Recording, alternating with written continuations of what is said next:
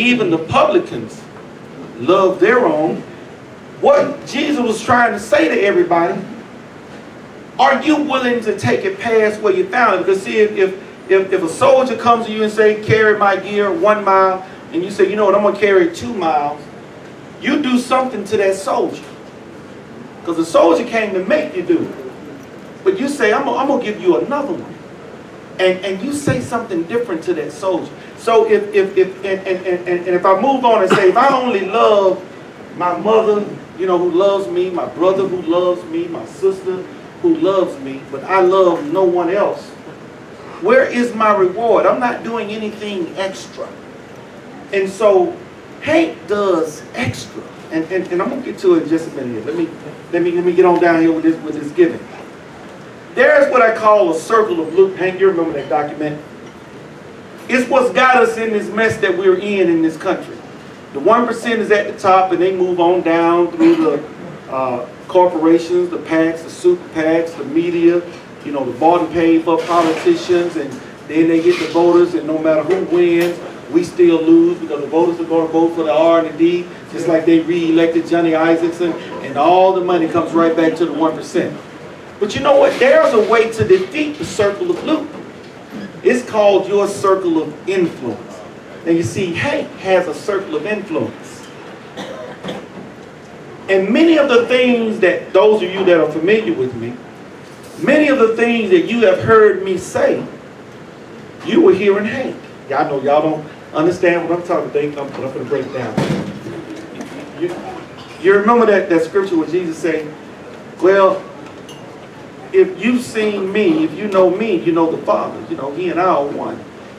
You know, the one said, you know, man shall leave his mother and father, they shall no longer be twain, but one flesh. It's like operating in the same spirit.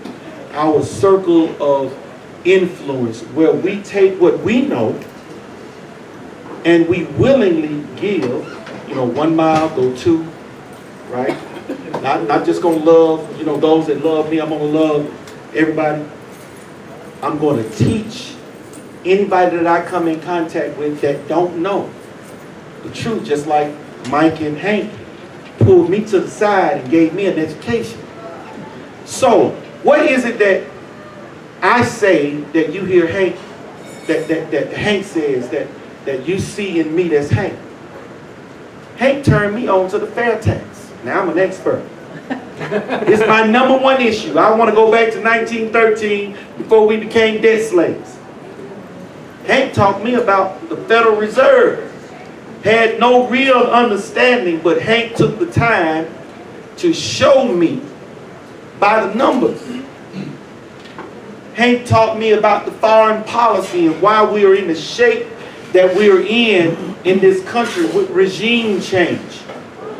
And now, Hank is walking me through Donald Trump. Now, I ain't bought into it completely, but I told Hank, I'm going to listen, and I'm going to learn, and I'm going to watch. But Hank is the kind of man, and like I said, all of you that are here already know that, because you wouldn't be here if you didn't. And this is not for you. This is for those folk out there that's going to hear this afterwards, because you see what? I'm trying to take it past where I found it. See, Hank took it past where he found it when he gave it to me. So you people already have it. So I'm preaching to the choir. So the reason I'm sending this out there in Facebook world, I'm trying to take Hank past where I found him.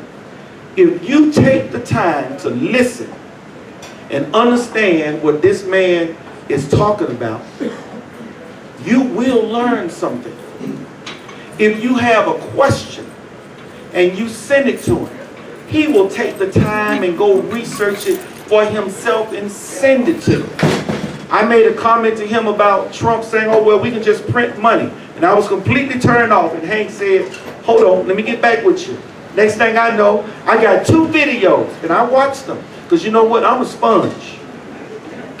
You can't grow if you aren't willing to learn.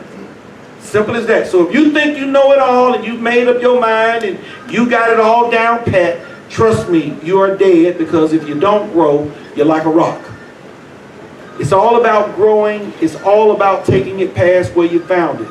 So when you hear this man get up here to speak tonight, I want you to understand that he gives earnestly. He gets it for himself. He takes it past where he has found it. And if he sees somebody that he knows is on the wrong path, he, like him and Mike did when I was there up there at that meeting, will come to you and they will sit you down and they will talk to you if you are willing to listen. And that's what it all comes down to. Who's willing to listen to what thus saith Mr. Hank?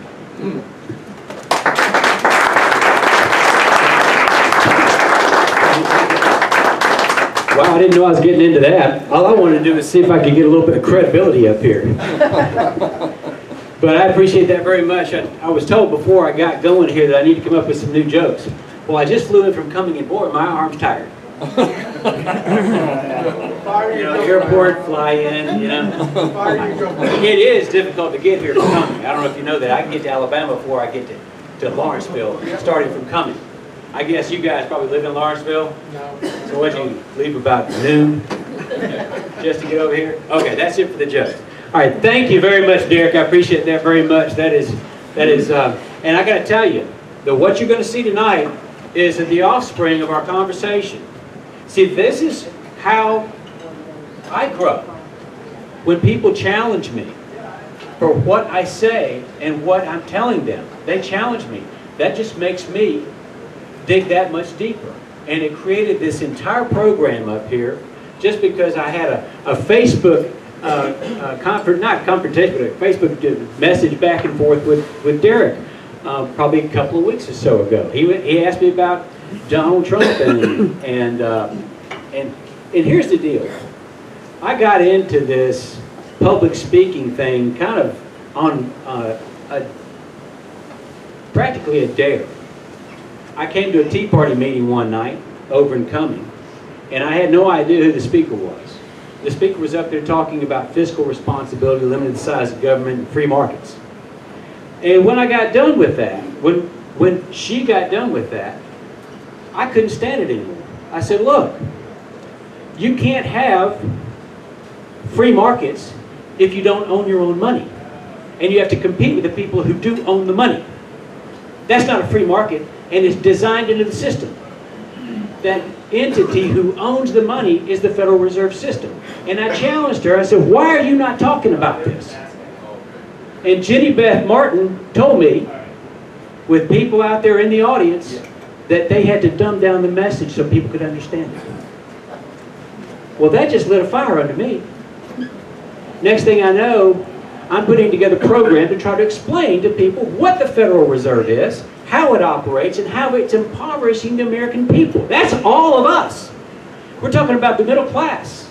That's what that is. And so I started on a mission to try to educate as many people as I possibly could about what I had learned over the past several years. And every time I would put together a new program, I'd learn more. And that's the challenge that we all need to go after, is to try to keep learning more and challenge yourself. And take this message to your neighbor. And when the neighbor doesn't believe you, then act like that's a challenge. Then dig back into everything I'm telling you here tonight, and then, first of all, research it, make sure I'm not telling you something that's not right. And then secondly, take this information and broadcast it to the neighbors. Especially folks who are in the political realm, who come in contact with all of the people that we come in contact with daily. Networking is the best way that I have been able to determine to try to get this message out. I came and spoke to the Lanier Tea Party patriots one night. Next thing you know, they want me to be their president. Well, see, it goes everywhere I go. The next thing you know, they want me over here. Not just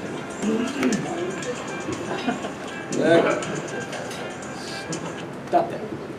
So, at any rate, this presentation, like I said, is an offspring of a conversation I was having with Derek, where back in April, Donald Trump uttered a few remarks that I've been waiting to hear someone say for the longest time. Someone who has the means to carry this out. Because a lot of people say it. I can say it all day long, But I'm not Donald Trump. So when he says these things, my ears perk up. And all of a sudden, I'm thinking, okay, we have a chance to fix this problem. Because, folks, I got to tell you, the destruction of this country is being paid for by money being printed out of the air. If you go to demo a house, the house doesn't come out on its own. Even though you're going to destroy something, that house has to be paid to be destroyed. It takes money to destroy something. There's a conscious effort to try to destroy this country, everything that it means, and bring it back up as a homogeneous group of people who don't know anything and then just go to work for the people who are in charge. That's all they're wanting to do. All of this, people coming across the border, all it is attempt to homogenize the American people so we can lose what it means to be an American. That's all that is. If they can do that and make the next generations forget what it means to be an American and forget what it means to be free, then they have won. So we have to keep pushing back. But they own the money. And they're the ones, that's why Doug Collins just ended up with 62% of the vote up there with 4 challengers because he had $1.5 million to just throw at it. Well, we don't have that. We're just people. We can't do that. So when Donald Trump said these things, it got me thinking, and then when I was talking with Derek, then it got me thinking too, and I thought, well, I'm going to put together a presentation on this and explain to people exactly how you go about to pay off the national debt. He says he can do it in 8 years. I agree. But you have to make some subtle changes in the way that our money is being issued. That's all it is. That's all it is. All right.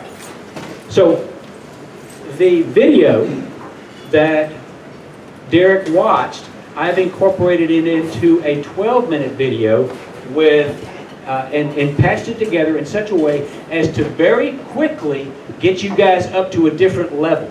Because the people in this video are going to be telling you things that you don't know or probably didn't know when you walked in the door. And all of a sudden, that's going to get us up, ramped up to where I can then answer any questions that may come to your mind, because they're going to say some terms that you might not understand. But I'm going to go through that, and I'm going to repeat those things that are vitally important for you to understand as well. So as we go through this, then just know, don't get bogged down if they say something that you don't understand, because I'm going to cover it. Just keep listening to it and get your mind set for it. All right. Can you hold 1 second? Sure. Can we get those blinds shut down a little bit? I can't even see it. Are there any blinds over there? Well, the blinds are coming in over here on this side, unfortunately. Oh, that's where it is over there? Okay. Yeah, hopefully it'll get better with time, but you can hear it. Yeah. Yeah, and really that's a lot of it's just listening. Okay.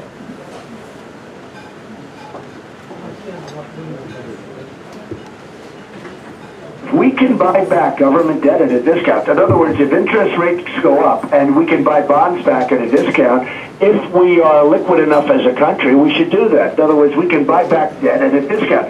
People said, I want to go and buy debt and default on debt. And I mean, these people are crazy. This is the United States government. First of all, you never have to default because you print the money. I hate to tell you, okay? So there's never a default. $59,748. For every man, woman, and child in America, their share of the national debt. It's a $19 trillion pile of bills. Debt that the GOP frontrunner Donald Trump says he could pay off in 8 short years. It's a magical mystery tour of math. Here's why that math doesn't add up. Eliminating the national debt in 8 years would mean first balancing the budget, need Congress for that, good luck. Then you'd have to pay down $2.3 trillion a year. The entire amount the government is spending this year, just less than $4 trillion. Trump claims he could do it by negotiating trade deals, something economists say could have disastrous consequences if it starts a trade war with countries like China and Mexico. Trade wars cause recessions, lost jobs, and higher deficits when tax revenue plunges. Complicating Trump's sensational claims, he wants to cut taxes for everyone. I'm giving this to you so that you can see what the typical viewpoint of Donald Trump's remarks has been. Tax plans would balloon the deficit and the national debt. How would the country pay for all that? More debt. When I put words on the screen, those are words to remember. What do you think about Donald Trump's plan of cutting the debt by making bondholders of Treasury bonds take a hit? Well, actually, that's not what he said. What he said, because he was talking about open market purchase. He was talking about doing a swap. So he's saying where debt is trading for a discount and you can swap. He's basically talking about re-engineering, but it's nothing that would default or be involuntary to a creditor. He's talking about where you can refund fees or make open market swaps and purchases. In fact, Donald Trump is exactly the person to figure out, because what we need is not a debt swap, we need a debt for equity swap. The whole planet needs a debt for equity swap. So literally, rather than re-engineer the debt, what we need to do is re-engineer the relationship between debt and equity and go to a much more equity-based system. So how could Donald Trump pay off the national debt in just 8 short years, as he promised to do during his interview with the Washington Post last Thursday? To understand how to make this dramatic change safely and effectively, first you have to understand what the national debt is. When Congress wants to spend more money than it has in income, that's called a budget deficit. So let's say that in 2015 the budget passed by Congress was $4 trillion, but the national income, the total revenue, was only $3.5 trillion. So that creates a $500 billion budget deficit. So where does the nation get the extra money? The Treasury has to borrow it. These various Treasury securities pile up the national debt. Here is our current national debt to the penny: $19,264,938,619,643.07 as of March 31st, last Tuesday. Hopefully your head is not spinning yet with all these numbers, but here is the last one. How much interest are we actually paying on all this borrowing? Well, it varies wildly from year to year, but here are the last 5 years. It has varied from about $360 billion to $454 billion. That's almost as much as we spend on the entire Department of Defense. It's as much as we currently spend on education, Medicare and health, veterans benefits, HUD, international affairs, energy and environment, science, Social Security, unemployment and labor, transportation, and food and agriculture. Since interest rates can't go any lower, it's fair to say that interest rates have to move higher at some point. And that means that the best case scenario for the future is that the national debt will double every 5 to 7 years, unless something is done. Obviously, this is not sustainable. There's only one way to tackle this problem. Get out of this debt money system where banks create all the money in the system by having the outrageous privilege of lending money they do not have. It's not a new concept. To economic historians, it's known as a bank money system. Bank money systems tend to breed an oligarchy, as most of the big money is naturally sucked up by the banking system. The opposite of a bank money system is a state money system. State money is money created by the Treasury for the benefit of all citizens equally, not favoring one class, the banking class. Therefore, a state money system tends to reduce the amount of money the banking class accumulates and creates a more wealthy middle class because the politicians pay less attention to bankers and more attention to us, we the people. It's probably no surprise to you, but most people think that we already have a state money system, and they are horrified when they actually learn that banks create all of our money at interest. Did you know that? A state money system then sells the nation's money to the banking class to lend out to us. It doesn't kill the banks, it just creates real competition between them. President John Adams considered any private issue of money a monstrosity and a fraud on the public. He was right. In the mid-1930s, at the depths of the Great Depression, a group of American professors of economics tried to persuade President Franklin D. Roosevelt to adopt the state money system to get out of the Depression. Leading this group was Irving Fisher, Professor Emeritus of Economics at Yale University, one of the most respected economists in the world.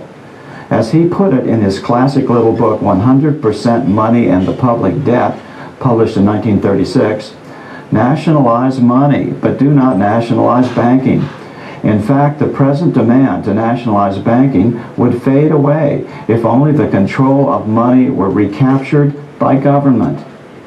Almost all of our complicated banking laws could be repealed if we made this separation between money creation and money lending. The insurance of bank deposits would become unnecessary because there would be no reasons for runs on banks.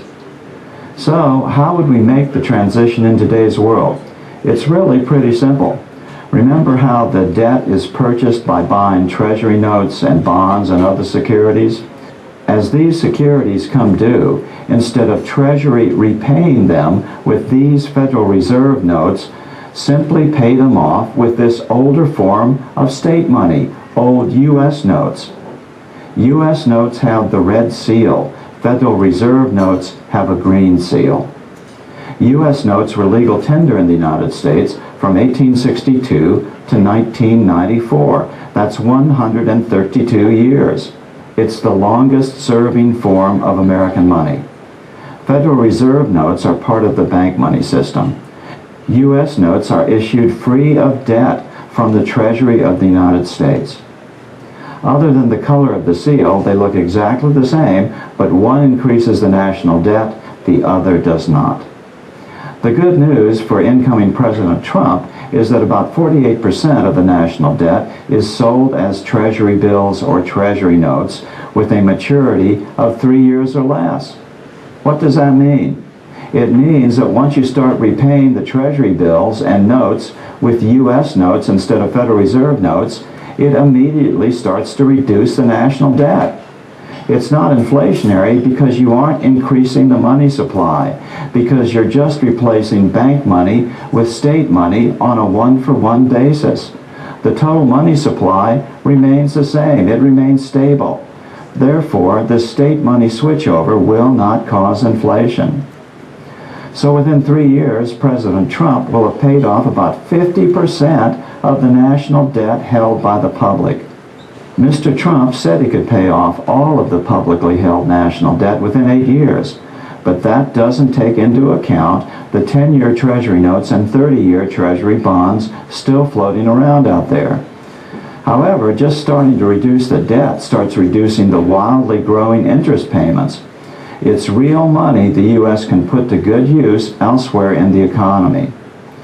Now, if President Trump can boost the U.S. economy in other ways, through better trade deals, etc., that will all add up to a dramatic increase in our GDP and the first significant decrease in our national debt since President Andrew Jackson last paid off the national debt in 1836. And with all that new prosperity, perhaps President Trump could offer the holders of these long bonds a special deal, extra interest to retire them early so he could keep his promise to the American people. We can buy back government debt at a discount. In other words, if interest rates go up and we can buy bonds back at a discount, if we are liquid enough as a country, we should do that. In other words, we can buy back debt at a discount. People said, I want to go and buy debt and default on debt. And liquidity is these people are crazy. Here. This is the United States government. First of all, you never have to default because you print the money. I hate to tell you, okay? So there's never the United States What we need is prints not a the debt money. swap, we need a debt for equity swap. The whole planet needs a debt for equity swap. So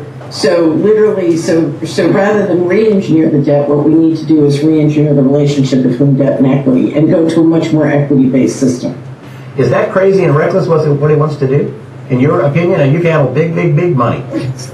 What he's talking about is the truth. In other words, we are in no risk of default because we can print money. If you could print, if you could denominate all the money you borrow for your house or your credit card in currency that you could print off your printer, there's no risk of default. So rather than re-engineer the debt, what we need to do is re-engineer the relationship between debt and equity and go to a much more equity-based system.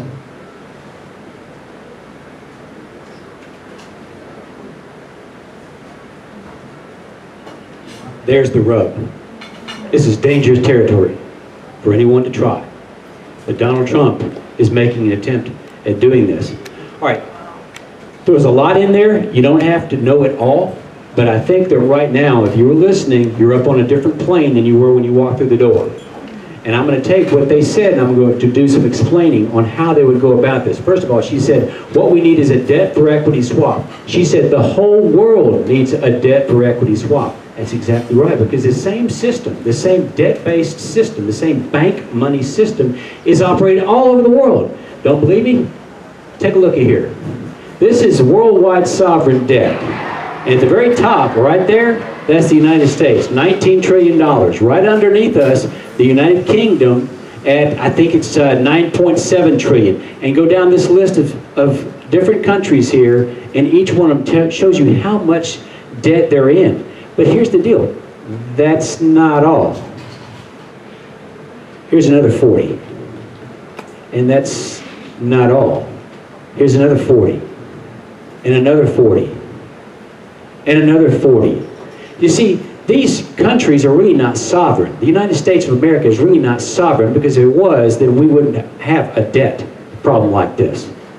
These countries are they work inside a banking cartel, a worldwide banking cartel. These are different banking organizations, like the Federal Reserve, like the ECB, like the Japanese Central Bank, but they are all interconnected into a network. And this network owns the money that all these countries use. And these countries, both the people and the national governments, have to borrow it in order to operate.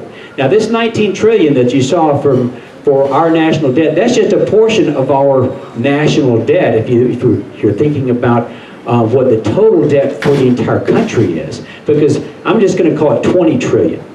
20 trillion is our government's national debt, but another 45 trillion is what we owe and what the American people owe. So that's a combined total of $65 trillion. And when I show you these numbers in here and show you how they vary with the two different systems, you're going to understand how even that can be paid off with a different system here. All right, this is the debt money system that she's talking about, that she's talking about, and that Bill Still is talking about.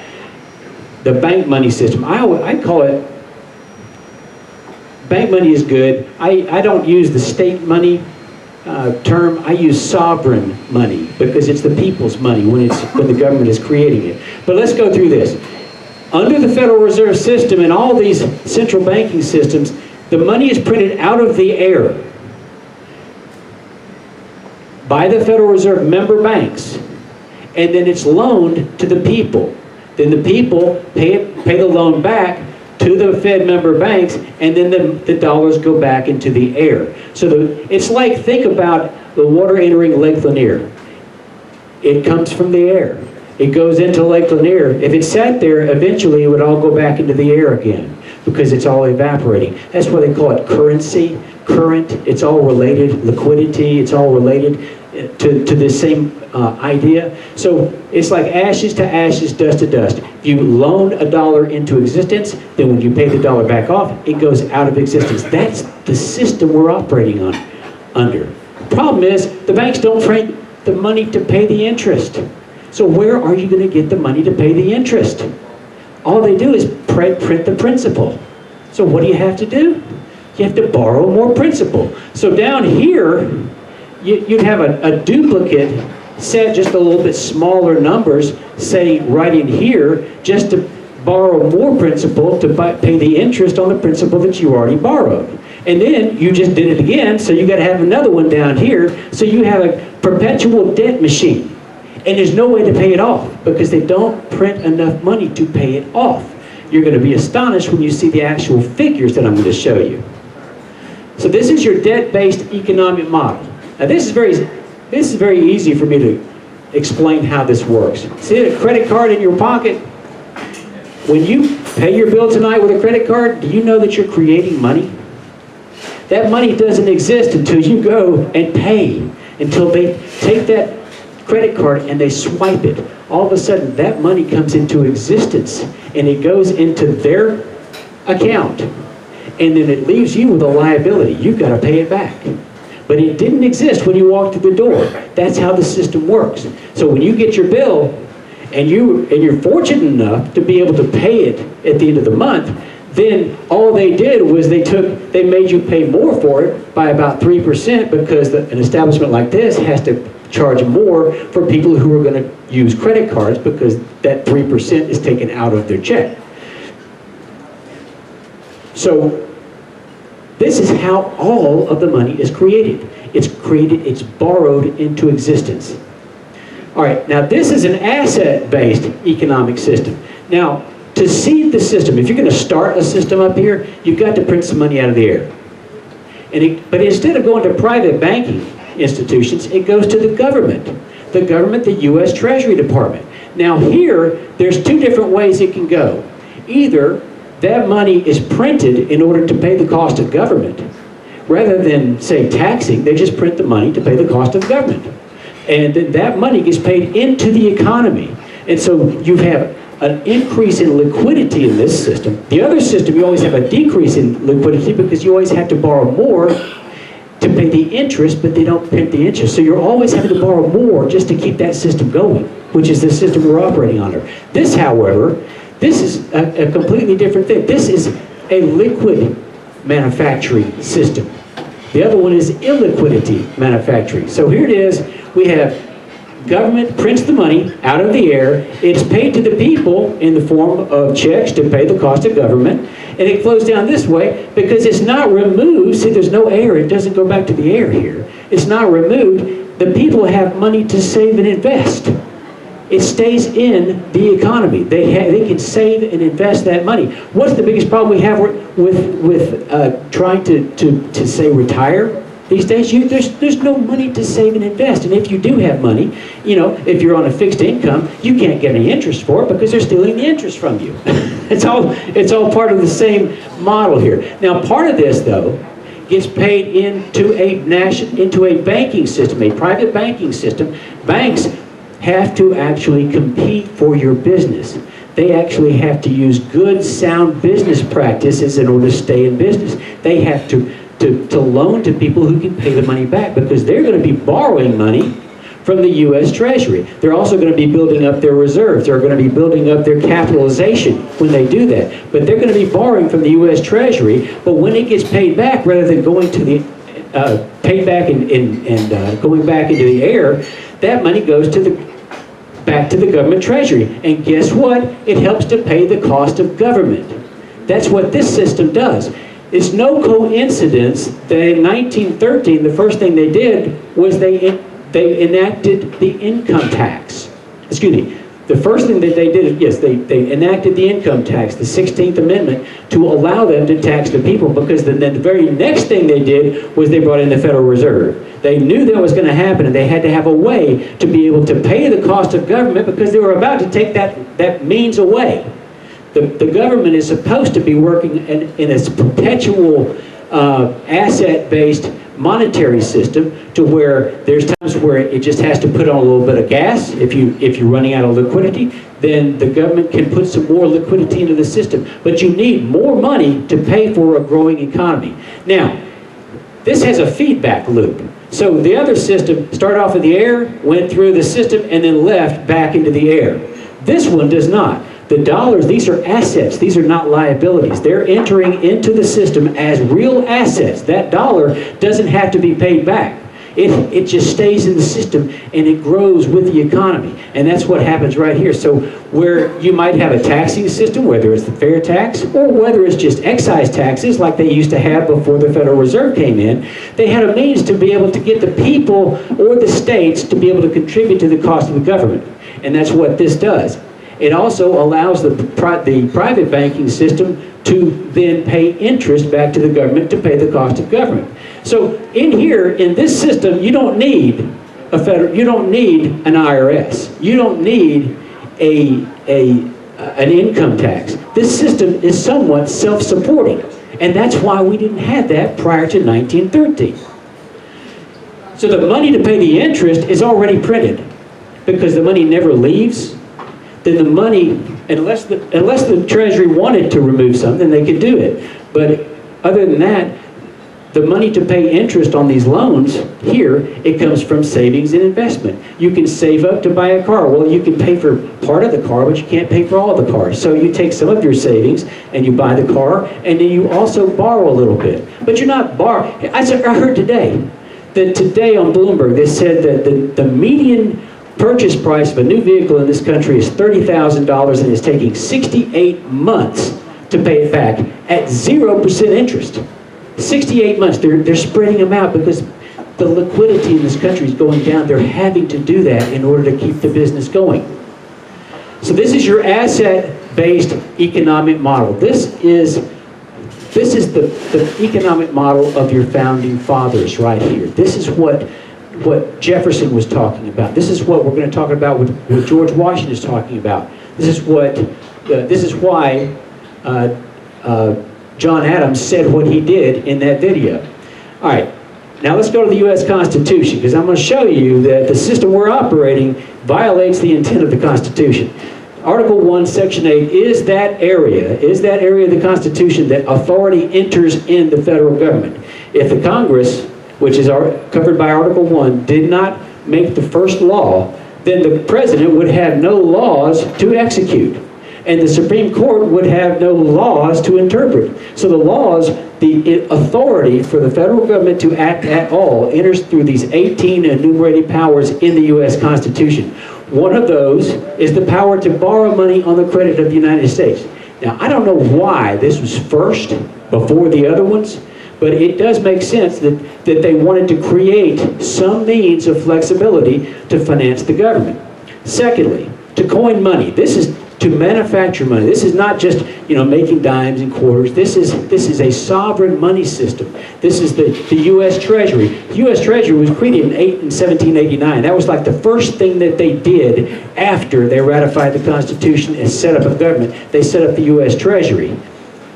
And then the last thing it says about money is the power to punish counterfeiting.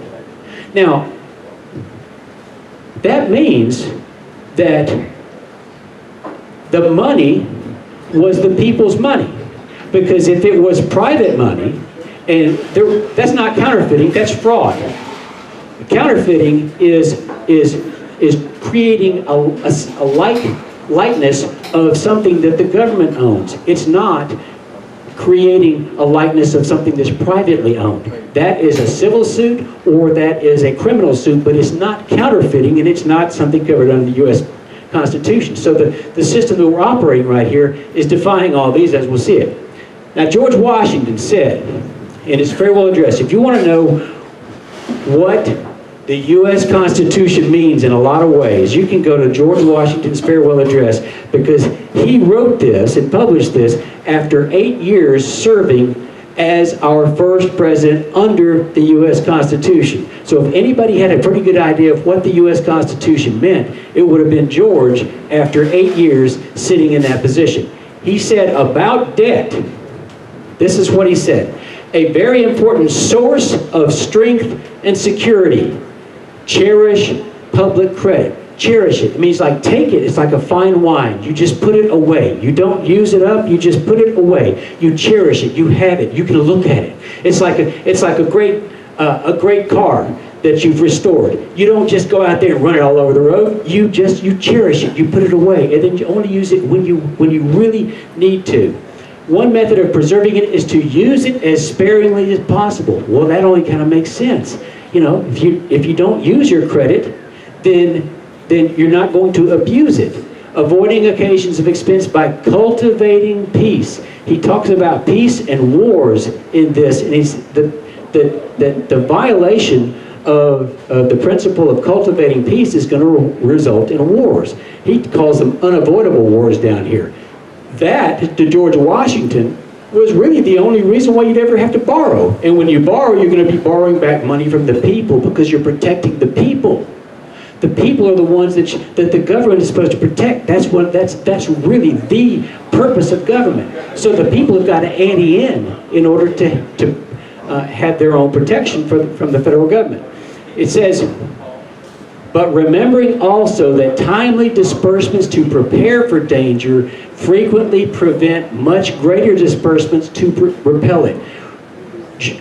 of course, this is not unique to Donald Trump, but one of the things he says that he wants to build up the United States military to the extent that no one will even question, no one will ever try to test our resolve. Well, that's what George Washington is saying. Granted, I don't think that Donald Trump has ever read the farewell address. I don't know. But this is just such a sound principle that anyone who's thinking about it is also going to understand that. He says, likewise, it says, prepare for danger, frequently prevent much greater disbursements to repel it. So if you don't prepare for it, then you're going to have to do like what we did in World War II. We had to quickly mobilize and be able to throw a lot of money at creating all of the assets we needed to fight that war. Avoiding likewise the accumulation of debt. Not only by shunning occasions of expense, in other words, the government should keep expenses low, but by vigorous exertions in time of peace to discharge the debts which unavoidable wars may have occasioned, not ungenerously throwing upon posterity the burdens which we ourselves ought to bear. Every generation should pay its own freight. That's one of the principles that he's talking about here. But he's saying that wars is a legitimate reason why the government may have to borrow. But that's really it. Just to pay for wars. Now let's go back to the U.S. Constitution for these three areas in here and see how these have been violated by the way that we're operating. This is what this is the same slide that you looked at. The Congress will have the power to borrow money, coin money, and punish counterfeiting. So what has the Congress chosen instead to do? The Congress has chosen to borrow money on the credit of the United States and pay the entire cost of government and support the entire American economy. That's the problem. That, in a nutshell, is the entire problem. That is why we are fiscally unsound. That is why we keep having to build the government, because we keep having to borrow more money to pay the interest on the money we already borrowed. So you've got to have a growing government in order to support that. And if you ever tried to balance the budget under this present system, you would bankrupt the economy because it would run out of money. You got to keep borrowing it and flooding it into the economy just to give the people enough money to operate on. They chose not to coin money. Oh, yeah, we got dimes and quarters and stuff like that, but we're not talking about any appreciable amount of money. They've chosen not to coin money, not to manufacture our own money, and instead use the money that's borrowed from a private source in order to fund not only the government, but the entire U.S. economy. Yes, Derek? Just a quick question. So you're saying if we were to get a balanced budget amendment, it would be worthless under our current system? It would create a depression overnight, because there would be no way to borrow new money to pay the interest on the old money. And the people who really don't want that are the bankers. If you'll remember the last time that the Republicans shut down the government and the veterans were not allowed to go to the World War II Memorial and all that, and they marched up there and they threw all that stuff on. Yeah, I remember. Well, you might also recall that Obama would not talk to the Republicans. Remember that? You know who you're talking to? You know who he's locked up in the Oval Office with? Thanks. Exactly. He was locked up there with Jamie Dimon, the CEO of Chase Manhattan, and Goldman Sachs. They're all sitting in there because they're the guys that if we don't start the money borrowing back up, then they're the guys who are going to have a real problem. They're going to have the liquidity problem because the money has got to be flooding the economy in order for them to get the interest on their payments. And the last thing is, we've chosen to reward counterfeiting. Now, we're supposed to be operating a sovereign money system here. We're not. And what did they do? You already saw it in the previous video. Here it is, the Federal Reserve note. Now, this came after the U.S. note. U.S. note, this is how Lincoln financed the Civil War. He got into this, he said, what are we going to do? Well, we can borrow money, but that doesn't make any sense because the Bank of England has always been wanting to lend us money. The last thing that happened when he talked about 1836, the last time we balanced the budget, that was the year that Andrew Jackson, he was leaving office, and that was the year he vetoed the bill that would have been a recharter for the second Bank of the United States, which was really owned by the Bank of England. So he said no more, and that he killed the bank. I think that's on his tombstone. Well, this is counterfeit right here. I'll bet you well over 50% of the people walking into this room thought that these dollars were owned by the federal government. Well, see, that's what they want you to believe, but it's counterfeit. I mean, you can look in the Bible. This is what the money changers in the temple do.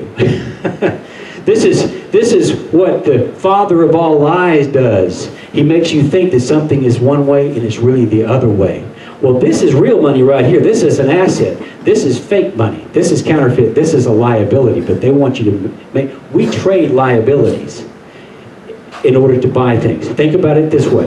If you had your neighbor, Bill, he's got a lawnmower. He owns a lawnmower. But you don't have a lawnmower. You say, Bill, can I borrow your lawnmower? Yeah, sure you can. Well, he's also got a weed whacker. Your neighbor says, hey, can I borrow your weed whacker? Yep, it's great. No problem. Just have it back by the end of the day. No problem at all. Halfway through the day, you're done with mowing the grass, but you need a weed whacker. So you go to your other neighbor and say, hey, look, you're done with that? I'll trade you this liability that I have for the liability that you have, and we'll both get our work done. That's what we have here. We're trading liabilities for assets. The asset is a nice yard. We're trading liabilities for asset, and it is so rotten, it is so crooked, and it is the way that our country is being destroyed. This is the back of it. Now, if you look on the Federal Reserve note, you're going to see all this Illuminati crap. This is the all-seeing eye, the pyramid and everything. So they're telling you what they're doing. They're telling you what they're doing. But, we're going to be looking at it forever, and just really, we just keep doing it. Now, this just says it's $1. That's all it has to say. Yes, sir. Can you go back one slide? Sure. What does it say about $1 on the U.S. note? On the U.S. note. Oh, in the U.S. note? Right above the $1 bottom center. It says, we'll pay to the bearer on demand, $1. It's not silver. No, there are silver certificates, and there are gold certificates too, and those would be payable back in silver. But it just says it's going to pay $1. Well, there it is. It's all just printed out of the air. All right, now let's go with some of the things that Trump said here, and then I'm going to go extract some of the things that the two speakers said in the video. He said, if we are liquid enough as a country, we should buy back government bonds at a discount. Okay, I know that when you hear that first time, you go, what's he talking about here? All right, I'm going to show you exactly what he's talking about. The liquidity of our country is going down and down and down and down because the system itself is bankrupt. I'm telling you something that it may be hard to swallow, but this system died in 2008. And they've been keeping it going by printing money. And I'm going to show you the figures here so that you'll be able to understand that I'm just telling you the truth here. Just like Derek said, I don't lie to people. I'm just telling you the truth. All right. Look at this. I pulled this off this week from the Federal Reserve. You can go to the St. Louis Fed and you've got all kinds of interesting information if you just want to look it up.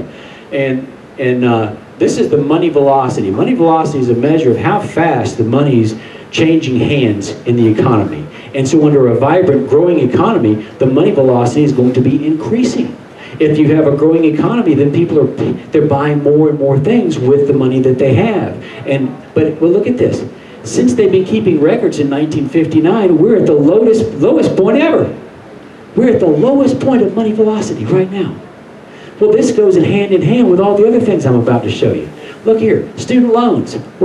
Oh my gosh, don't get me going on the student loans, but folks, this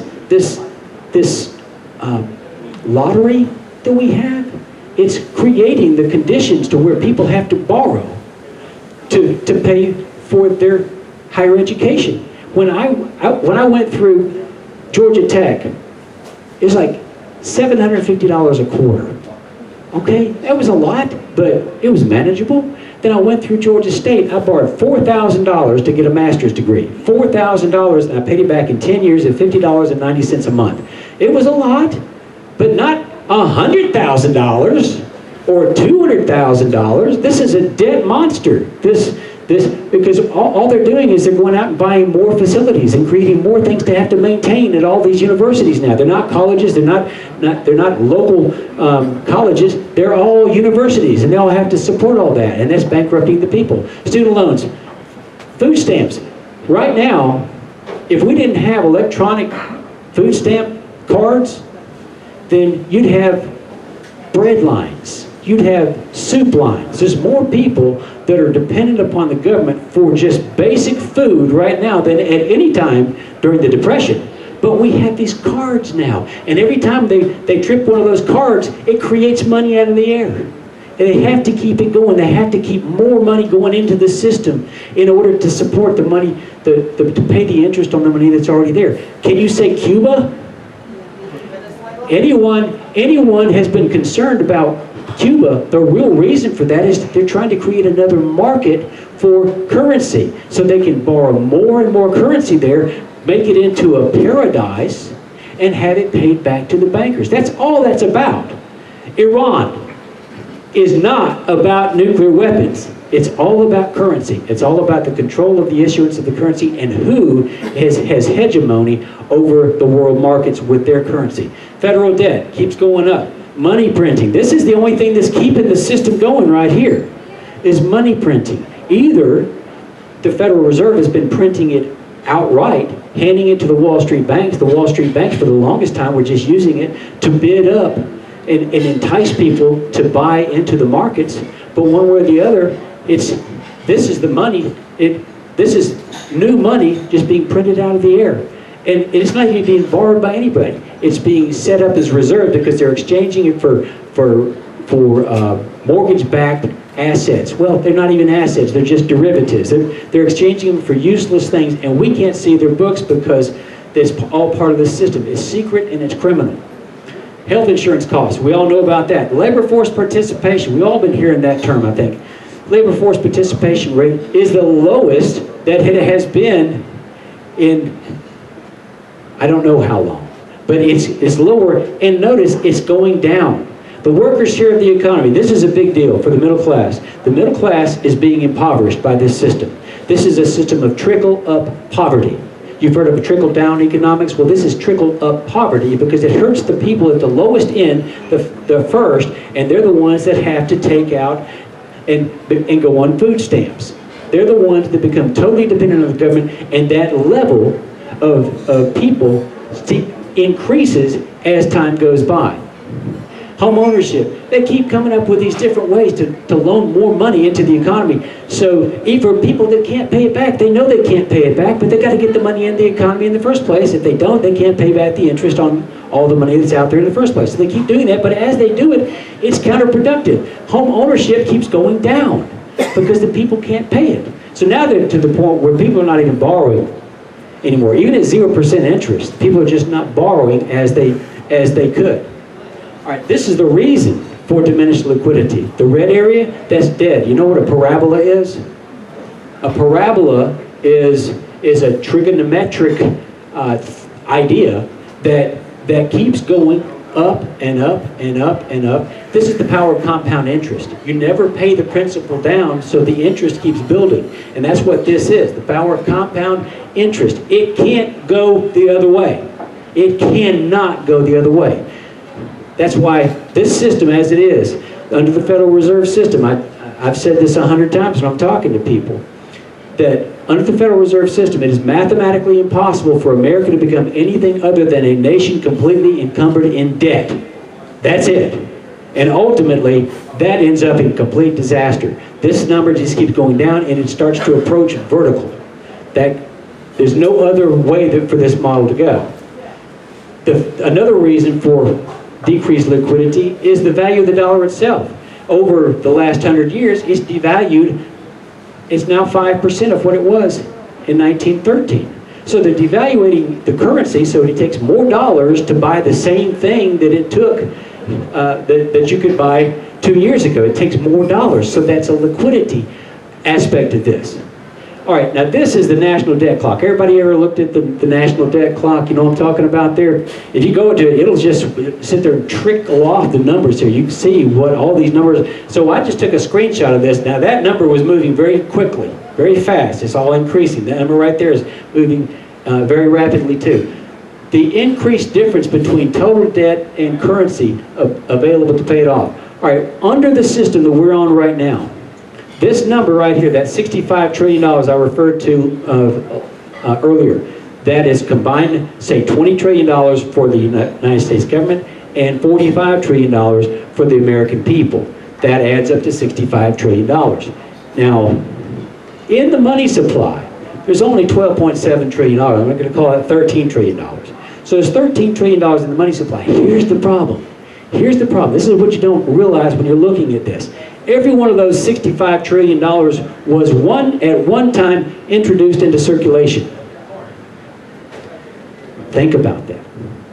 Now there's only 13 left. Where did it go? See, if you go to pay these back, it's going to take every one of these dollars to pay down that principal there. And by the time, every time you pay down that principal, then one of those dollars disappears. Remember, it goes from the air and then to the air. So if you pay that off, you'll be $52 trillion will be left owed by the time you've used all the money that's in circulation to pay off the debt. You still got $52 trillion to pay off. That's what this system does. It bankrupts not only this country, but the entire world. Now, on the other side of that, Trump says, this is the United States government, direct quote. You never default because you print the money. Notice he did not say, this is the Federal Reserve. He did not say this is a private banking system. This is not a debt-based system. This is the United States government. You never default because you print the money. Let's see what happens here if you start doing the math the other way. What we're going to do is unwind this. That's what this would do. It's going to unwind it. So every time you pay off, say, let's just talk about the national debt, say $20 trillion. Every time you print a dollar out of the air that is the people's money, and you pay that off, then one of those original dollars goes away. One for every dollar of debt that you pay off, that dollar goes away, but you just put in a new dollar. So all of a sudden, you paid off principal, but you didn't lose any of your currency. So that number up here goes down, but that number stays the same. That's what Bill Still was saying. He's saying that you exchange the dollars one for one, and the money supply stays the same, so it's not inflationary. So that's the key here. Under the new asset-based system, the national debt will be paid off. It's just a matter of how quickly you actually take this project on. As the U.S. national debt is retired, the money supply is not affected. Less debt with the same currency available to pay it. That means more liquidity. Remember when Donald Trump said, if we're liquid as a country, then we can pay this down faster. Well, this is a liquidity machine. The other machine is an anti-liquidity machine. It's a starvation machine. It's a trickle-up poverty machine. This system injects liquidity in the system, and it pays off the debt while you keep enough money in there to operate. The CNN lady, she says, how are you going to pay for all that more debt? Okay, that's the system. See, she's operating under the assumption of the Federal Reserve System. The only way to pay for the debt is to take on more debt.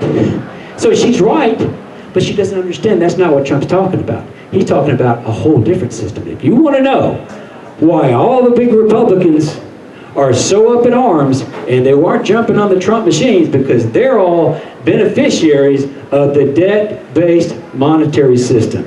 They're the ones that get all the money whenever they need it into their coffers in order to seek re-election. That's why they don't want this. I sat in, let's see, everybody in the 7th district here? Well, we got 9th district over here. 7th district, Rob Woodall, your guy?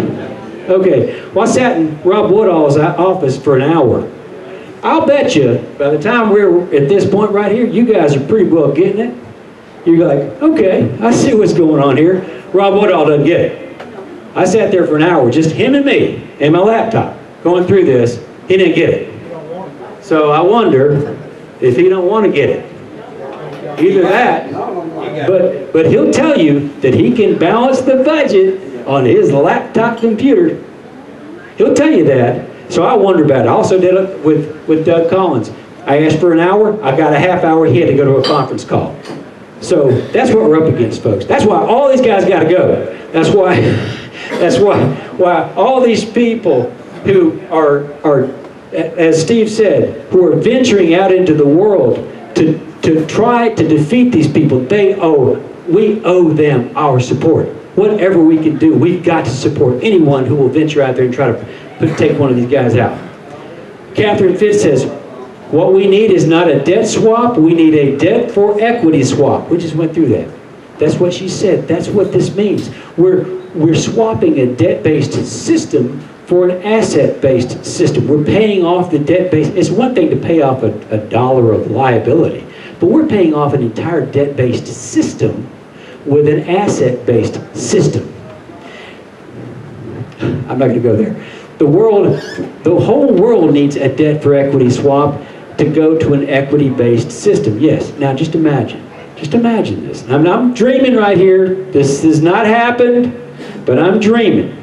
Let's say Donald Trump is successful in doing this in the United States of America.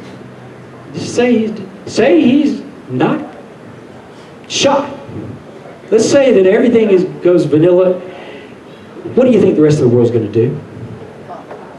You see, the reason why they're in this system is because we put them in this system. The United States military has been enforcing this system all over the planet. There are several countries that do not operate in this system. One of them is Russia. One of them is Brazil. One of them is India, China, South Africa. Those are the BRICS countries. Do you know what just happened in Brazil? Have you been reading what's been going on in Brazil? Now, the BRICS countries are trying to come up with their own asset-based economic system and then try to lure the world into their asset-based economic system. Well, what's happened to Brazil? They just overthrew the government down there. I say they. It should not be any wonder what's going on down there. They're one of the BRICS countries. They are the B in the BRICS. Iran also runs a sovereign banking system. That's why we know that it's not about nuclear weapons, it's about currency and trying to get them to adopt back into the petrodollar system.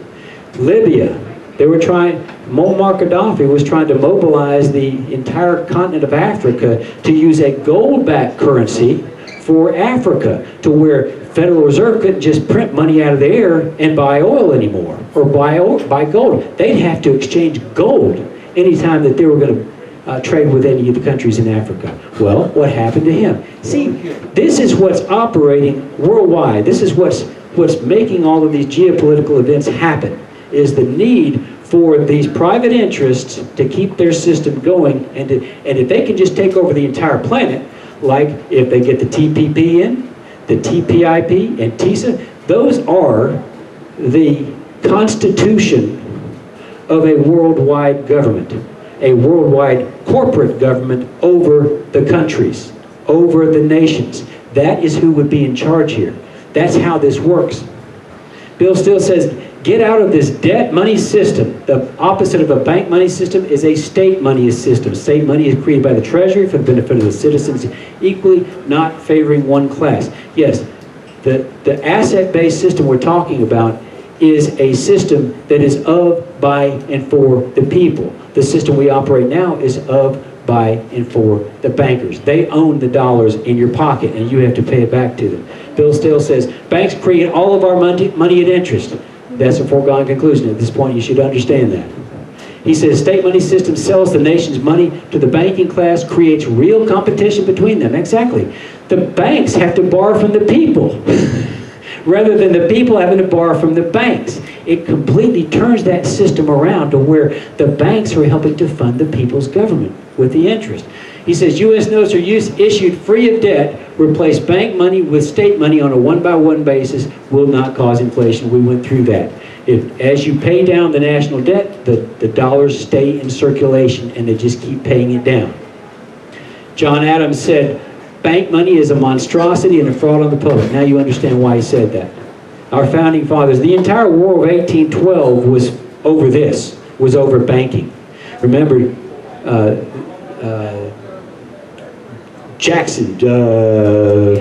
Andrew Jackson, President Andrew Jackson in the Battle of New Orleans and all that. Andrew Jackson became president, and he's the one that finally shut down the Bank of England from their ownership of the Second Bank of the United States.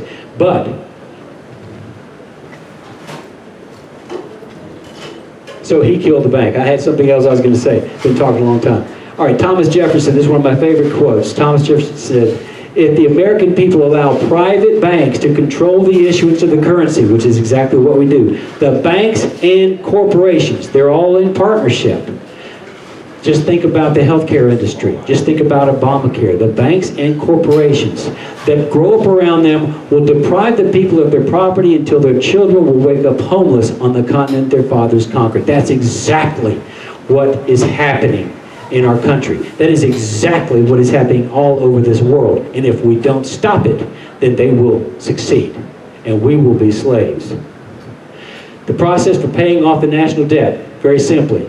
Until all national debt is paid off, the U.S. Treasury makes its interest and bond payments by issuing U.S. notes, just like Bill Still said. The asset owned by the people pays off a liability owned by the government's creditors, canceling the debt. All issued U.S. notes remain in circulation. Only the U.S. Treasury can cancel them, removing them from circulation if they wanted to. If there was a reason to remove some of the circulation, they could do that.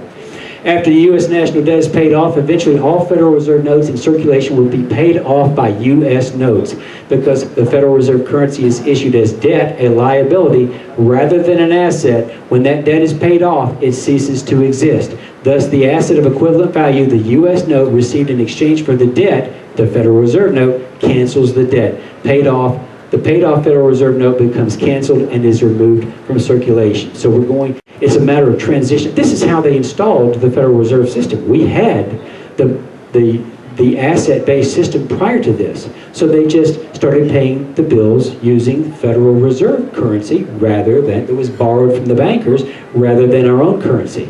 All right, eventually all debt-based currency is replaced by equity-based currency. I'm gonna play this real quick.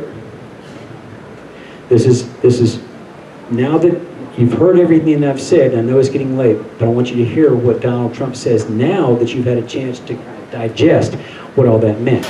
We can buy back government debt at a discount. In other words, if interest rates go up and we can buy bonds back at a discount, if we are liquid enough as a country, we should do that. In other words, we can buy back debt at a discount. People said, I want to go and buy debt and default on debt. And I mean, these people are crazy. This is the United States government. First of all, you never have to default because you print the money. I hate to tell you, okay? So there's never a default. So what we need is not a debt swap. We need a debt for equity swap. The whole planet needs a debt for equity swap. So rather than re-engineer the debt, what we need to do is re-engineer the relationship between debt and equity and go to a much more equity-based system. She just said much more equity-based system. So part of it is debt, because we do have a banking system that would loan into the economy, but that banking system takes loans also from the U.S. Treasury and then pays the cost of government by paying the interest. After all bank currency is replaced by state currency, the economic conditions that most Americans believe exist today, that you thought, or most people thought, existed when you walked in that door, will actually exist. The ownership and control of the issuance of American currency being restored to the people rather than a private, secret, and I will add, criminal banking system. No longer positioned to use the franchise to print money out of the air to purchase influence of the people's elected officials, the political class will once again be dependent upon doing a good job for the people to keep their jobs rather than a corporate banker class that has unlimited funds. We don't know what they do with this money. We don't know how many different sets of books they have. We don't even really know how much money is out there. But we do know they own it and they'll use it for their purposes. When the swap over is complete, America will truly be back to the conditions George Washington described in his farewell address, an equity-based economy in which the U.S. government only borrows for emergencies and then pays back what it borrows expeditiously. Here's the key. Donald Trump does not need Congress to do this. This is why they are deathly afraid of Donald Trump. This is why they don't want Donald Trump in there at all. Because all he has to do is do what he already has the authority to do. And that is to turn the U.S. Treasury on to paying the bills. That will cut off the bankers. This is very, very dangerous territory for a Donald Trump. And you know what? The guy seems fearless to me. I don't know. I've never seen anybody act like this, especially in the face of all that is against him. It's astonishing to me that a man can stand, or one person can stand up against the powers that have been operating in control of this world as he is. And that's why I support the man. That's why I support the man. The process Donald Trump described as the path to restore the original intent of the Constitution. Unless we get our money back, then the destruction of the Constitution is all part of the destruction of our country, and it's all being paid for by money created out of the air. So this is the first thing you got to do in order to get the Congress to stay within its constitutional bounds. You've got to reclaim the money. I don't care what else Donald Trump might ever do, but if he just does this, then it'll at least set the stage for us to then become a constitutional republic once again. The process Donald Trump describes is exactly the way and the only way. This is the gatekeeper. This is the issue. This is the gatekeeper issue that will, if he can be successful, then he can also make America great again. So to answer the question, can Donald Trump pay off the national debt in 8 years? Absolutely he can. It's just a matter of him doing it. That's all it is. That's why he said what he said. So, anybody got any questions?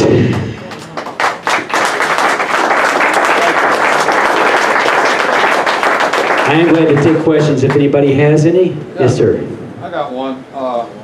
You made the statement that the only way to pay the interest is to borrow more principal. Now, Under our present situation, yes. Now, can the government not pay the interest by raising taxes on us and causing us to pay more principal? Well, the reason why I said what I said is because whether the government taxes what we've borrowed or borrows it directly, it's all borrowed funds. Okay. So going back to 2008, when we had the crash, what they did is they authorized a higher printing of money. Is that where the bailout came from?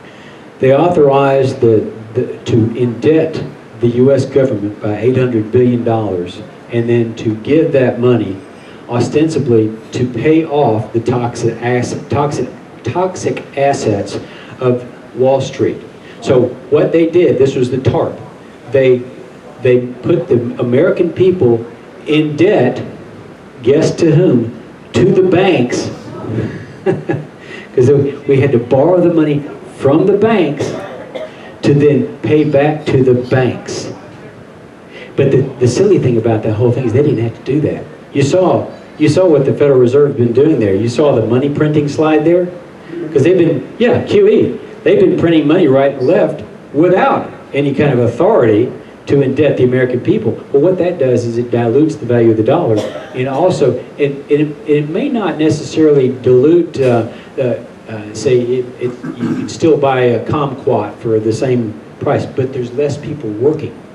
It's taking the fuel to store, to create a vibrant economy out of the economy. That's how it's manifesting. And then a lot of that is deflation. So it may actually cost you less in certain instances to buy something now than it did at some time because of deflation. We're in a deflationary spiral here. But the cost is in the economy. One more thing. Okay. When the banks were foreclosing on all of us out here that had money, exactly how did that all tie into this? Okay. That's a great question because it takes me into the area that as you realize when the banks are creating money out of the air, they're not at risk.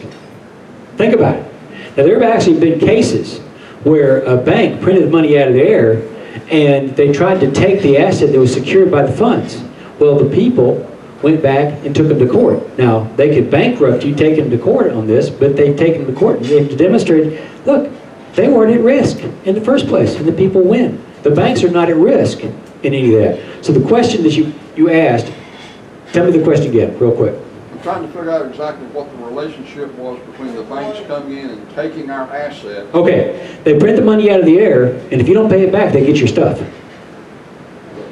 That's the game. Yeah, but no. We were paying it back, and they came and got our stuff anyway. Which stuff in particular are you talking about? I may be answering the wrong question. Well, we had a subdivision.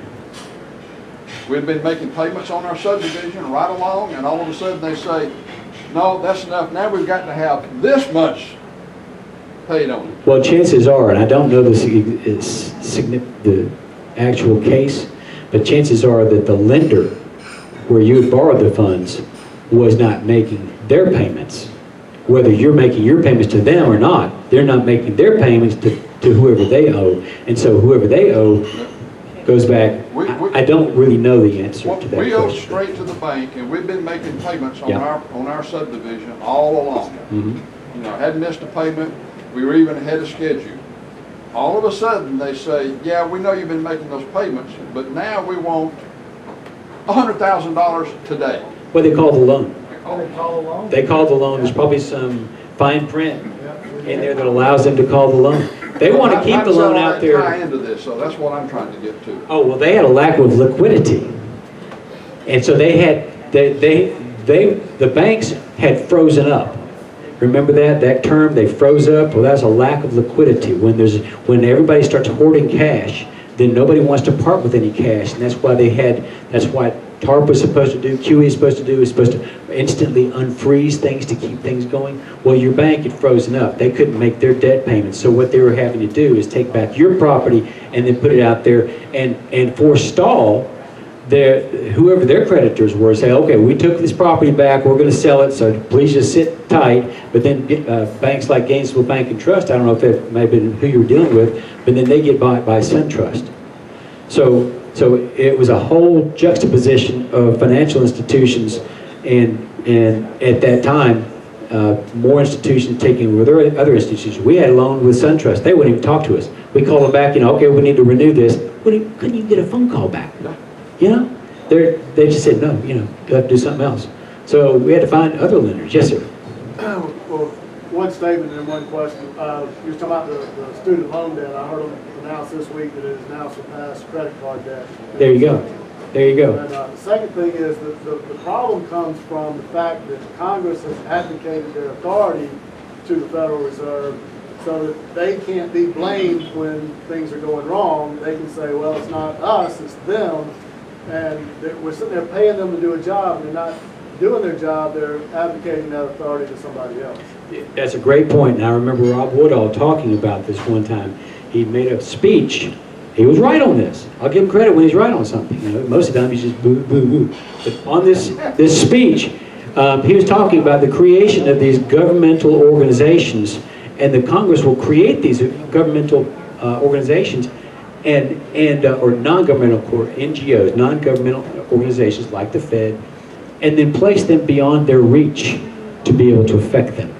They create them and they make them independent agencies, and then they can say, we have no power. It's like, what was that rule? Rule 21 that Doug Collins kept invoking? Yeah. They're saying, I'm sorry, Rule 21 says all this is mandatory spending over here. Well, change Rule 21. It's all part of it. You're exactly right, and that is a game that they play in order to keep from being responsible for their own actions and to make it appear to the people that they're being responsible. Other questions? Yes, sir. I'm going back to my Econ 101 stuff. Forget it. When I think of equity or asset-based, I think of something physical. Gold, land, whatever, right? Now, I'm thinking through this, and I'm looking at countries like China and India that are buying up the gold. You hear this in the news all the time. You look at the United States, and I hear nothing about buying up gold. Absolutely zip. And then I see that the world banking system is looking to make the China's yen one of the world reserve currencies. Basket, in the basket Which is of going to currency. accelerate an exodus out of the dollar. My question comes about with this is a good constitutional argument. I can see that. But whether there's no assets behind either or, does it make a difference? Well, there are assets. The asset, in whether the it's an sense- asset or a liability, is a relationship between the holder and who owns it. The holder may own it, in which case it's an asset. That piece of paper, if you own it, it's an asset. But if someone else owns it, you have to pay it back, then it's a I liability. understand. Okay, I so understand it's not that. necessarily something tangible. It could be intellectual property. It But could be it anything. gets down to that belief of, is this a valuable thing? Yes. And people have always viewed gold and silver as valuable things. Well, sure. Whether it's a Federal Reserve note or it's a U.S. issued, federal or government notes, it's still a belief on whether that's backed by something or not. It's a good point, because the people have to have confidence in the currency. They have to have confidence that when they go to the store to buy the groceries, then the store is going to take it. But that confidence is really based upon an experience with it. Here, I think you're probably hinting on whether a gold standard is appropriate or not. I'm thinking if there's a Or, worldwide collapse, it's not going to make a difference whether we have a U.S. note or a Federal Reserve note. It's paper, and it might become worthless either way. well, the difference is that the people don't have to pay back the U.S. notes. They stay in circulation, so they don't just disappear. You don't have a depression because of a lack of liquidity. I remember when I asked my mom, because she lived during the Depression, and I said, "Mom, what was the Depression like?" She said, "Son, nobody had any money." That's what it was. There was no liquidity. The only way they tried everything they could with all of the work programs, and then finally World War II, they started printing money. And then you had the Weimar Republic, and you had barrels of paper. Well, that was a different situation there too, because all they did was print money. And this is a controlled situation where the money circulates in the economy, and you inject money in order to grow the economy. But you have to have real assets what actually backs this are the goods and services of the economy. Where you have a Weimar Republic, and where nobody's really producing anything, and they're all looking, okay, where's the bread coming from? There's no bread. Well, I'll bid that up. I've got more dollars than you, so that one piece of bread over there, I'll pay more for that than you can, and that's what causes something like that to happen. But the only reason why that I can tell that you need a gold standard, just to answer that question, is to keep dishonest bankers honest. Because other than that you never see the gold. Is there gold in Fort Knox? Who knows? I don't know. But even when we did have a gold standard, what got us out of that was that they were printing more money than the gold would support, and foreign countries were saying, going to the gold window, saying, okay, we want to redeem these dollars for $35 for an ounce of gold. Well, they couldn't do that, and that's why Nixon had to decouple it. So we haven't had that ever since. But that unleashed the money printing. That's when the Federal Reserve started really printing money like it's going out of style, because we can't see their books. 1971. Yeah, was the decoupling of the gold standard. Went off the gold standard. Yeah, that was 1971. Yeah. Yes, sir. Harold Ickes wrote a book called Know the Truth and It Shall Set You Free. And I see nothing that you've told us tonight that's not the absolute truth. And more people in the country are waking up to this debt-based system. It's taken a long, long time. But I saw Louis Farrakhan on the internet tonight, and he has waked up to it. He's trying to teach it to everybody. So it's coming. You're talking about Rob Will. When he was first elected, I tried to convince him that Money Masters was something he should read. Oh, you've got a system, I bet, that can replace this debt-based system. I said, yeah. Yeah, and if you learn a little bit about it, maybe you can help. Yeah. It's funny, I look at, Derek and Mary Kay just ran against Johnny Isaacson, and everybody's talking about, all the established publications talking about, Johnny Isaacson ran away with it. The way I look at it is that 23% of the people in the state of Georgia who vote are now awake. Well, if each one of those tells one other person, then you got a real race there. So that's the way I look at it, and that's why, Steve, I know it gets disheartening to come out and do this kind of stuff, but this is all we have to do. This is all we have. All we can do is tell the people the truth, and the rest is up to the people. I'll tell you, just like Derek, he came out on his own one day. I don't know what made him just, some kind of fire went in his belly. I don't know. But the same thing happened to me. It's like I'm sitting at home and I got all this knowledge. I've been doing all this research. I know all this stuff. But it's like, what are you going to do? I'm sitting on my couch here. Well, eventually you got to do something. Eventually you just got to get out and start talking to people. Every opportunity that you have, and start beating the bushes to find people to tell the truth to. Because, and I'm not plugging Alex Jones, but it's true that we are fighting an information war. The more people that we can get the truth to, the truth will set you free. It is all biblical. And if the American people understood what you now understand, oh my goodness, there would be... The biggest issue I see is the American population as a whole is the biggest apathetic group of people ever created.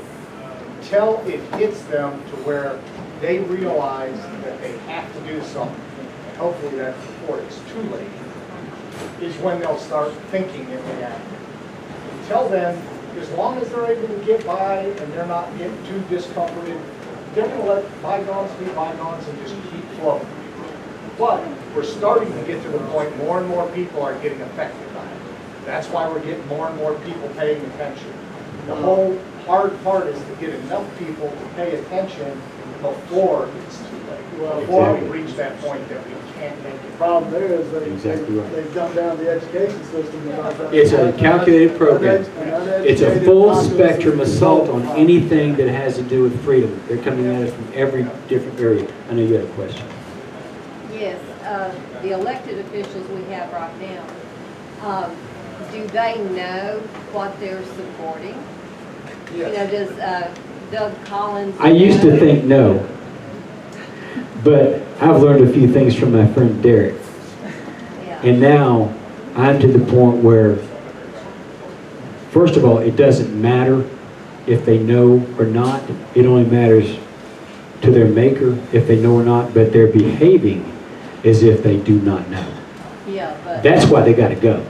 Yeah, but are they going up there and, the powers, Okay. they have their little meetings? And I'm they say, convinced. this is what we're doing, and we have to keep it this way because we can destroy America. Yeah, I'm convinced that those at the higher levels of leadership in Congress, they all know everything I just told you.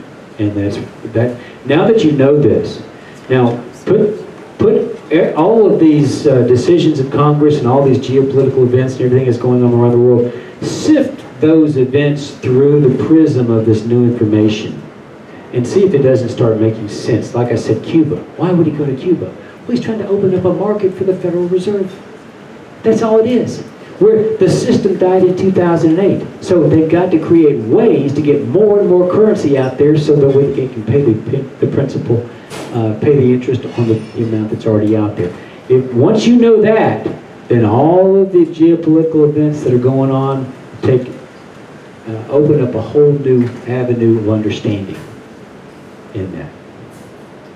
Yes? Hey, how have you tied in the IMF with all of this? Because in studying Agenda 21, and there are 26 principles that come out of ECOSOC from 1968, everything that we are dealing with, refugee settlement, Obamacare, health care, all of it, foreclosures, the crisis, collapse, Yeah. You know- The IMF is simply just a branch of the Federal Reserve System that is a marketing entity.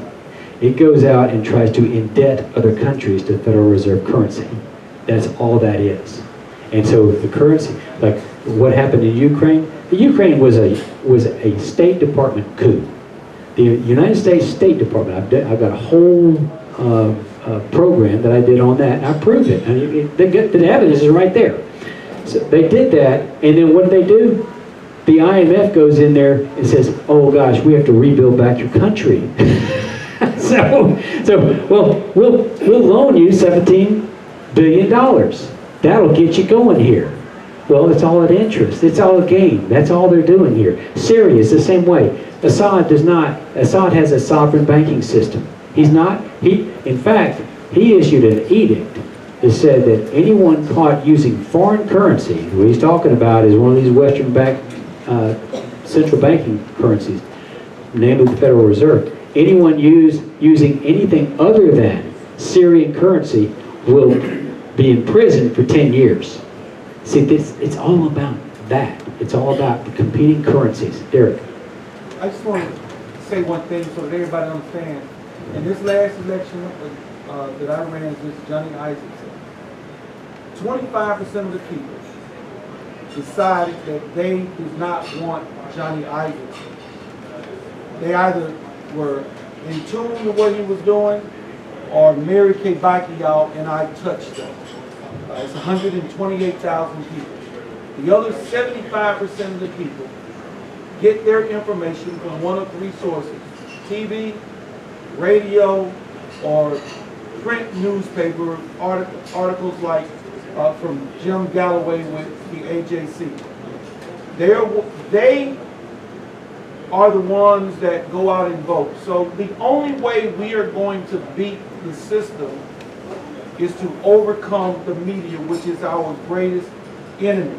The media refused to mention Mary Kay Bacchial in many articles, along with myself, and if they talked about me, it was something that they were trying to put out negative because we were turning the tide with those folks that we know.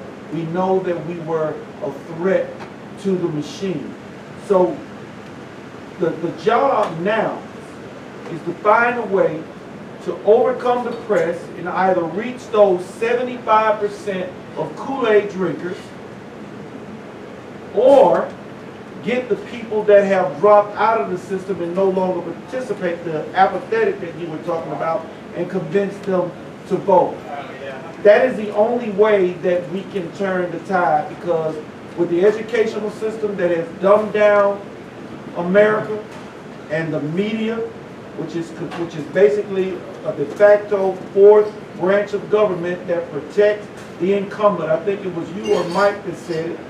Not a single incumbent lost in Georgia in this election, in this primary. Not a single one. Now I had a guy come to me and tell me, "Man, I like everything that you said, but I'm going to go with Johnny Isaacson because I know him." And I said, "You're a Kool-Aid drinker," and he got upset and was mad. And how can you support? Hank, you know where I come from. I made a similar, while you were out, I made a similar point. You just didn't hear it. That now we have, I was 23%. I said because of the efforts of Derek Grace and Mary Kay Bacchial, 23% of the people of Georgia are now awake. They would have had no reason to vote for one of you two guys unless you had reached them with a message. So now they are awake. Now if those two, if that 23 talk to another 23, then we've got a game. Yes, sir. The problem is they don't know Johnny Isaacson. Yeah. Yeah. They think they know the name, Right. but they don't know what he's voting. As I said, he's got an F- in voting on the That's conservative why I basis. said that the press is where they get their information. They come out and the press protects incumbents. Absolutely. So if the press were to talk, if every media outlet in Georgia were to say, okay, we got 3 candidates running in the Republican primary: Johnny Isaacson, Mary Kay Bacchial, Derek Grayson, go check out their website. With all the information that we put out about what we stand for and Johnny's voting record, more people would not have voted for Isaacson, but they don't do that because they protect them. You The gotta only give thing more they said- banquets, you gotta give more banquets to invite the public to No, invite the press there. No. I'll say this, Closer to right. remember the quote from Thomas Jefferson. He said, if the American people allow private banks to control the issuance of currency, the banks and corporations that grow up around will deprive the people of the property that their children grow. The banks and corporations, part of those corporations is the media. There you go. So it's amazing when you go back and hear look at what the founding fathers said. And they lived this. They understood exactly everything that we're having to revisit and relearn. Did you have something, Mark? Yeah, I completely agree with Derek. I've called the AJC the last 2.5 weeks to try to get someone to cover my presentation on the 16th. They have not returned any phone calls. They haven't returned any press releases that I've emailed them. Same thing with Fox 5 News. They haven't returned any phone calls the last 2.5 weeks. Derek's exactly right. They control, because I'm really pushing the buttons on returning the religious freedoms. Because they're in the They don't want trough. that at all. They're in the trough. Right. They're in that trough. Did you have something, sir? Yeah, the one thing I agree with your statement for the most part, the majority of the people won't even go out and look. When they go into the polls, they're in there and they look down the list. Isaacson, I know that name, Clayton. And that's how they vote. They're not informed voters. They don't go out and try to research even if they wanted to or if somebody told them to. All they go out with is who can get their name out there the most, and that's the one they recognize. Sir, that's exactly And what that's I important. just I was very- Actually, That's that's exactly what I just said. They get their information from the name that is put forth from the media. And the only way to, we in this room have to find a way to either surgically go through the media and touch that 75% or get people that are not participating involved so that we can overcome the 75% who do go out and vote and keep re-electing the incumbents because of the information that they get from mainstream media. I think what you're doing is accomplishing that. Last time you ran, you got 1%. This time you ran, you got 12%. Look at that. That is significant. Because truly, that 23% of the people of the state of Georgia would have had no reason to vote for you unless you had reached them. Or Mary Kay, unless you had reached them. One way. So they are awake. Other than that, they would have just gone like everybody else and just pressed Isaacson. So I'm encouraged by all that. Yes, ma'am. I just want to say, we mentioned scripture and truth. I think the church, if we can awaken the church of Jesus Can you give her the mic? Christ, I can't hear her. Repeat it, just repeat it. If we can awaken the church of Jesus Christ. If we can awaken if we can talk the to church. pastors and say, government is one of the 3 institutions that God created, would you preach a series on what the role of government is? Yeah.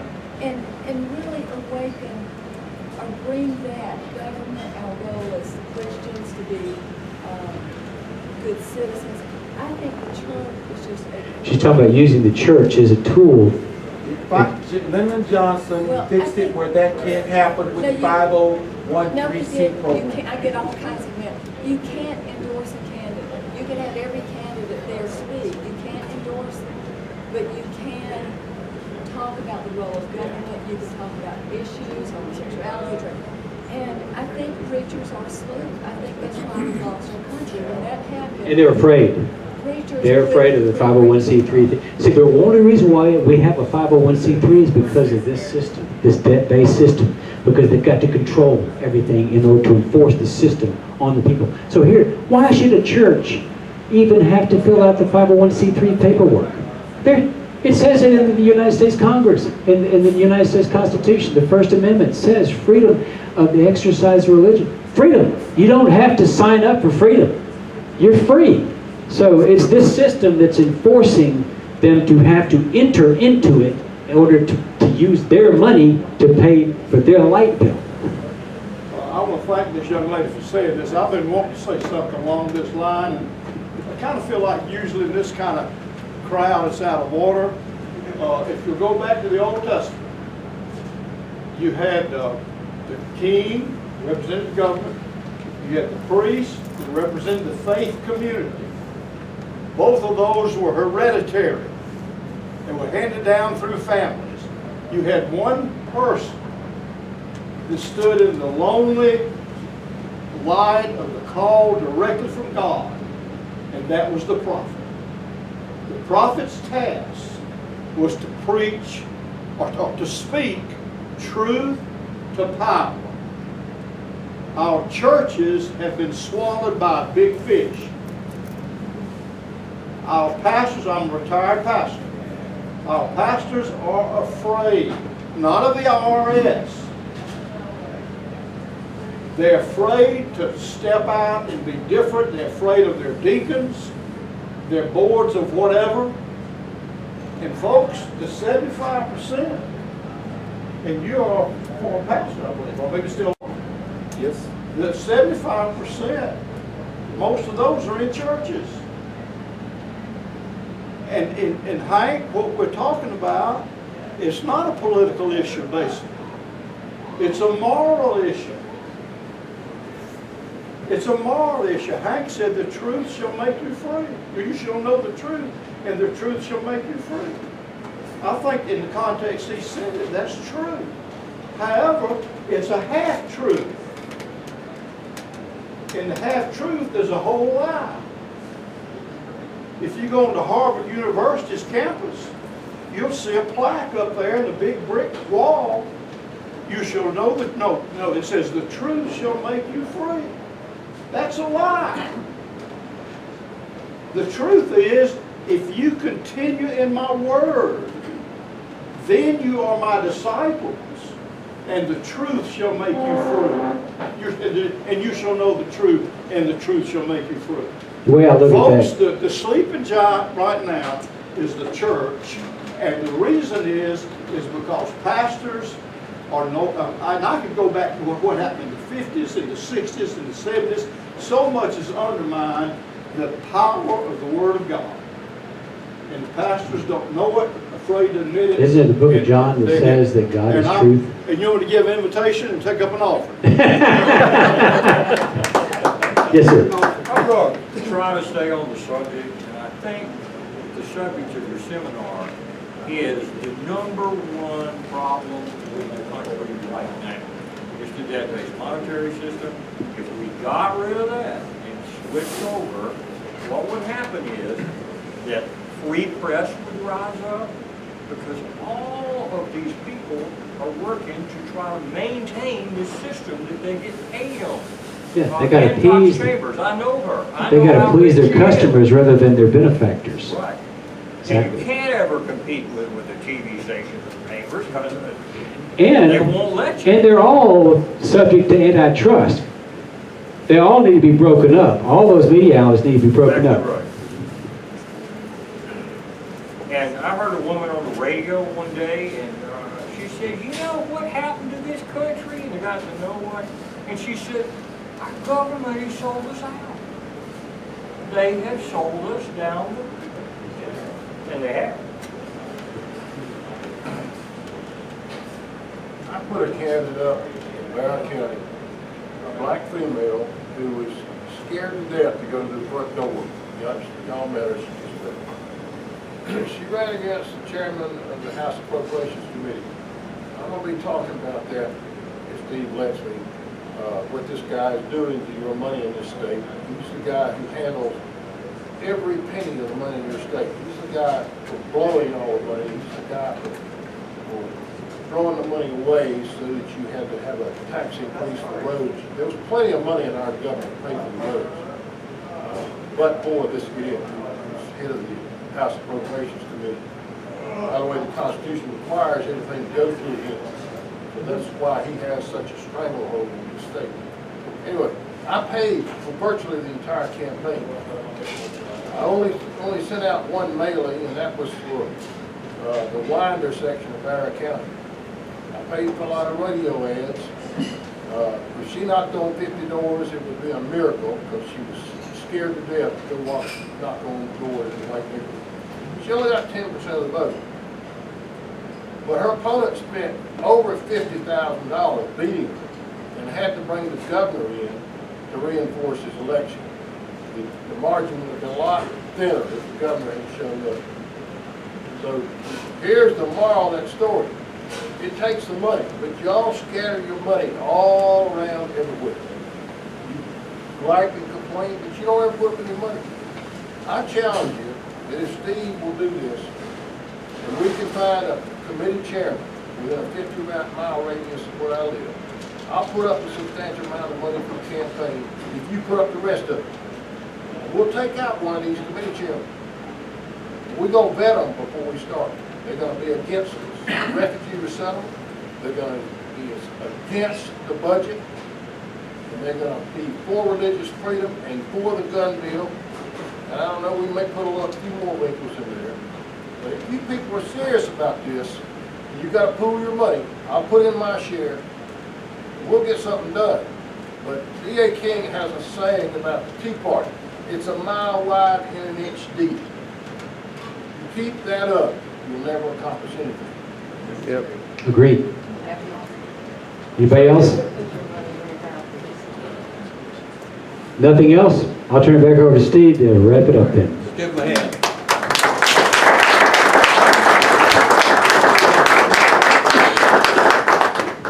Well, ladies and gentlemen, we have come to the end of the show. You want to wait till next month and give a full presentation? You'll have a better crowd. I mean, some people have already left. We'll bring the preacher back, because I got a funny story. Anyway, I want to thank you for being here, for one. But as he said, you know, all politics is local. That's where we began, right here. And we've got, you know, I grew up in Gwinnett County. I'm from Beaufort, Georgia originally. So I'm a native here, and I have seen this county turn into a cesspool because of developers and commissioners who have given them the right to build on a quarter acre or a tenth of an acre or whatever the case is. There are houses everywhere where it used to be beautiful meadows and horses running and things like that. We've got garbage here now. So it's sad to me to see what my county has turned into. But until we get the guts, as he said, to work together to replace commissioners, to replace state representatives and things like that, we're going to have the same problem. It's not going to change.